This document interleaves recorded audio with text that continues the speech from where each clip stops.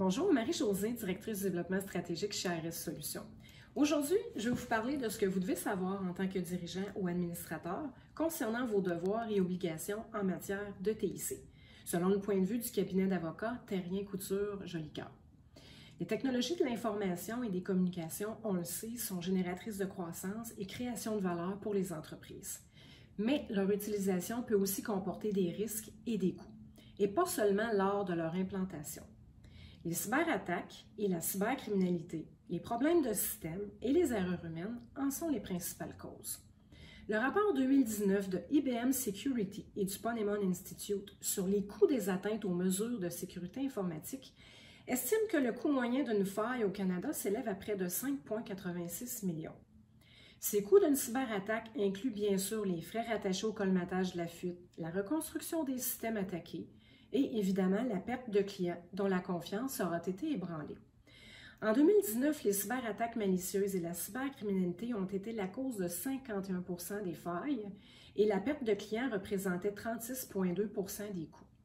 Comme administrateur d'entreprise, les questions d'ordre technologique devraient vous amener à vous questionner de temps en temps sur les stratégies de développement et d'utilisation des TIC et sur la gestion des risques qu'elles comportent.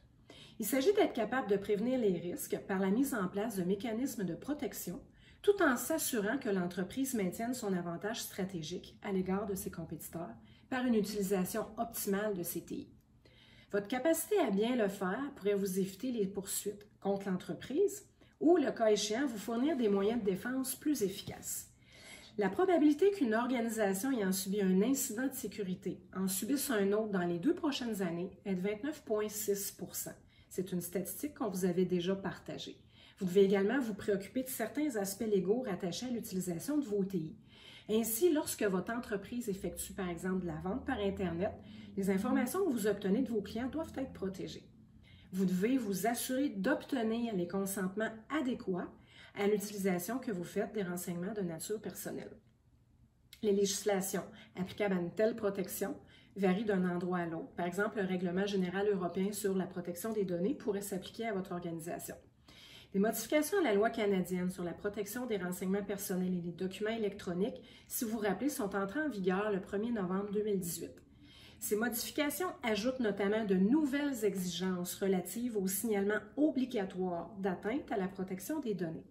Et le défaut de ne pas respecter ces obligations peut entraîner des frais importants pour votre organisation, mais aussi dans certains cas pour les administrateurs et les dirigeants.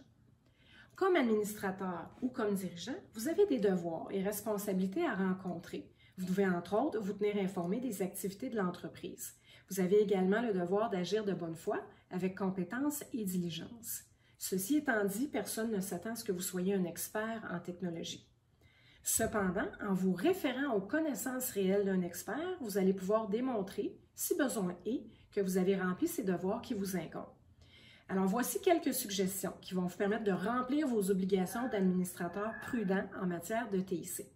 Premièrement, vous pourriez intégrer, si possible, à votre conseil d'administration, une ou des personnes ayant des connaissances technologiques qui vont vous aider à mieux comprendre les enjeux, les risques et les solutions.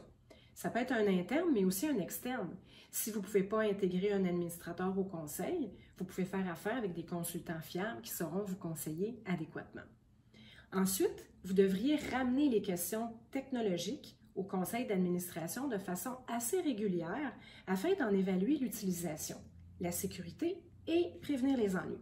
Il sera également pertinent de déléguer une personne qui va assurer le suivi de la sécurité informatique.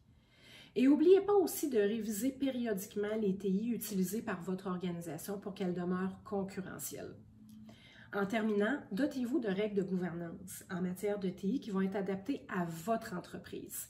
Vous avez une responsabilité de comprendre et gérer les technologies qui ne cessent d'évoluer et de prendre de la place. Et plus vous allez connaître les TI de votre entreprise, mieux vous allez arriver à les contrôler. Alors, n'hésitez pas à nous contacter pour obtenir plus d'informations sur vos devoirs et obligations en matière de TI. Bonne journée.